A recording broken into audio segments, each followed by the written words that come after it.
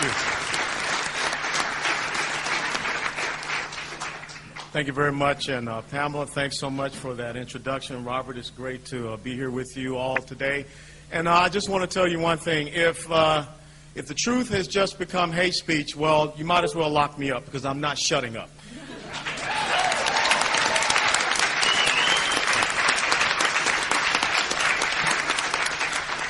One of the key conservative principles is national security. And the fact that we are here and we're now talking about this issue, this is one of the things that the American people look to conservative, principled leadership to do, which is to protect them. And if we do not stand up in this great convention that we're having here right now and profess who we are and that we understand this situation, this issue, the American people will turn away from us.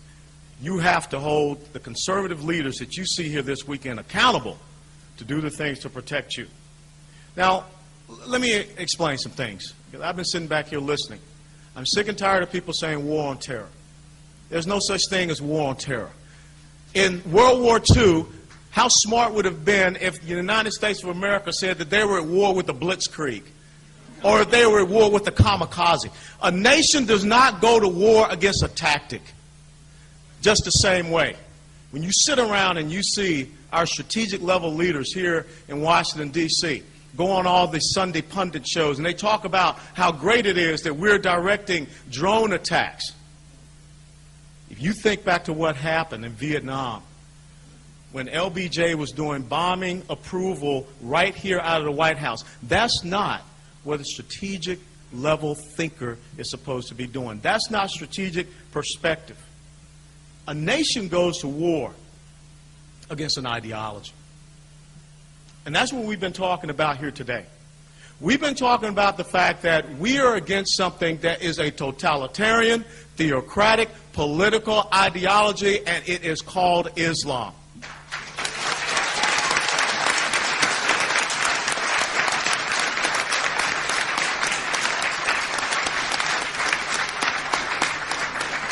This is not about Muslims. Because just the same as in Nazi Germany, not every German was a Nazi. Just the same as when I was in Iraq in 2003, not every Iraqi was a member of the Ba'ath Party. What I am talking about here is an ideology that has existed since 622 AD, since the 7th century. It got started with a thing called the Nakla Raid, which was after Muhammad made his hijrah, leaving Mecca, going out to Medina. It has been violent ever since. It has confronted Western civilization, and this is just another chapter in the long book that they are writing to conquer each and every one of us. And now is our time. Just as our forefathers had to stand and turn these enemies back, we must now stand and turn these enemies back. And today,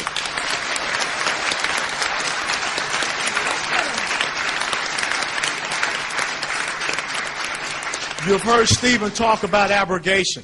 You need to understand things such as the Treaty of Hudaybiyah, where they will sit and they will deceive you by holding off so that they can become strong, which is how, back at about 627, 628, that is how Muhammad was able to then go in and overtake Mecca. The exact same thing that is happening right now. You need to understand the traditions of Muhammad. When he wrote letters to Khosroes, the Persian emperor, when he wrote letters to Heraclius, the Byzantine emperor, that said, you have three choices. You convert, you subjugate, or we're coming to get you. Well, guess what? Back in about 1992, Osama bin Laden did the exact same thing. He sent a letter to the United States of America.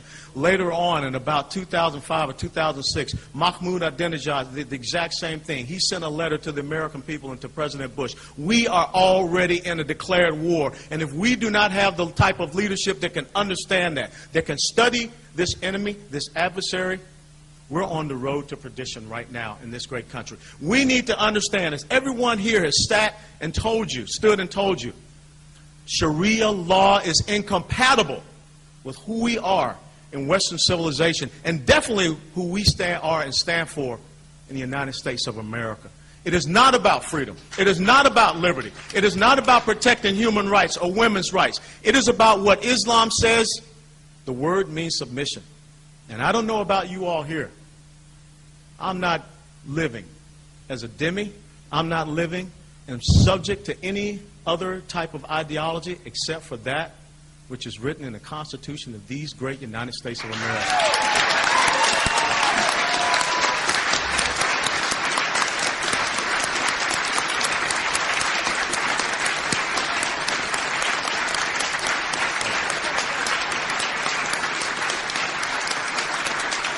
Thank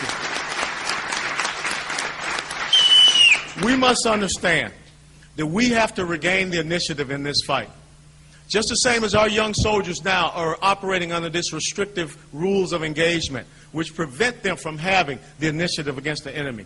You just saw in Marja and Helmand Province where the Taliban will come out and drop their weapons and walk out and taunt our soldiers and go away to fight again. That would not happen under my command if I was Commander-in-Chief.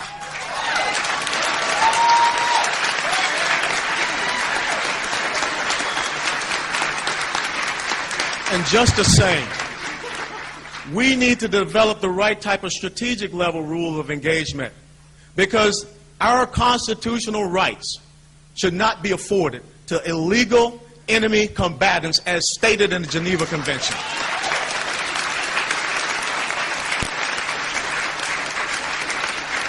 We can no longer allow this enemy to come in and use this new tactic of lawfare, which most of the people standing here know. That is how they continue to try to get you to shut up. We should be going after them, not allowing them to use our legal system, and I'll be damned any lawyer that will stand up and prosecute a United States citizen to take away their freedom of speech.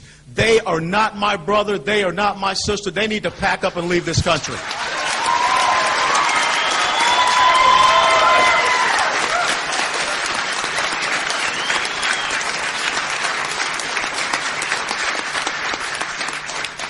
If we continue on in this political correct multiculturalism atmosphere that's on steroids,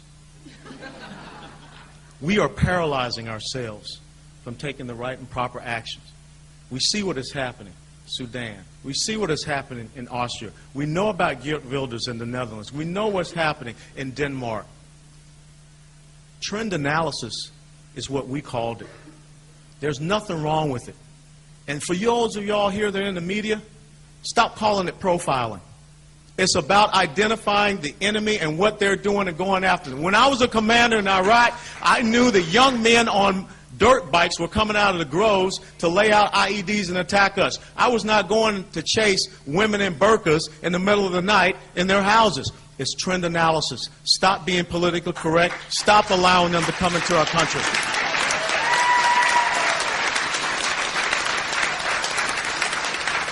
If you do not understand that the reality of your enemy must become your own, we can continue in this state of denial. When I read the Fort Hood attack based upon what Major Hassan did, I was absolutely appalled. When I stood there and watched the Sunday show, when General Casey, Chief of Staff of the Army, said he was more so concerned about diversity being a casualty than the loss of the 13 soldiers at Fort Hood, Texas, we have problems in the leadership in these United States of America.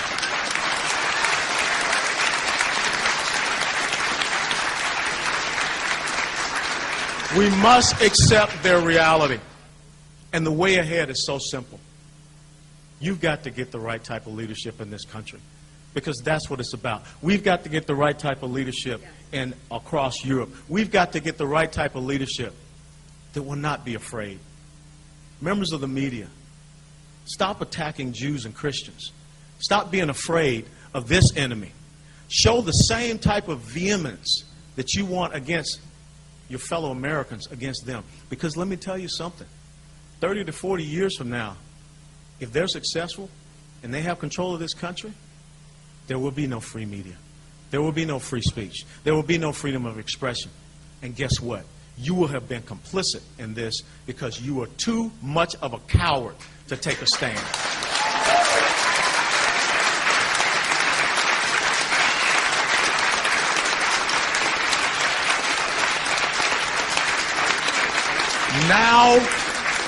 Now is the time for principled leadership in the United States of America. Because as the quote that Elizabeth has taken from me, when tolerance becomes a one-way street, it leads to cultural suicide. When I am able to fly to Saudi Arabia with my Bible in hand, with my cross around my neck, to go to Mecca and go to a church, then guess what? We're good to go. But until that point, we have to understand the objectives and the goals that Islam has set forward.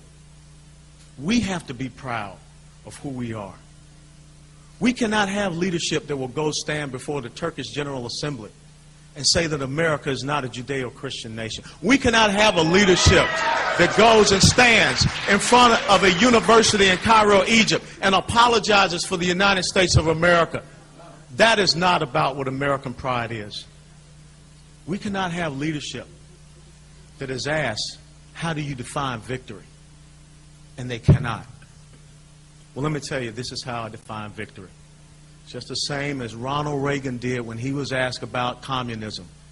We win, they lose. God bless you all. Thank you.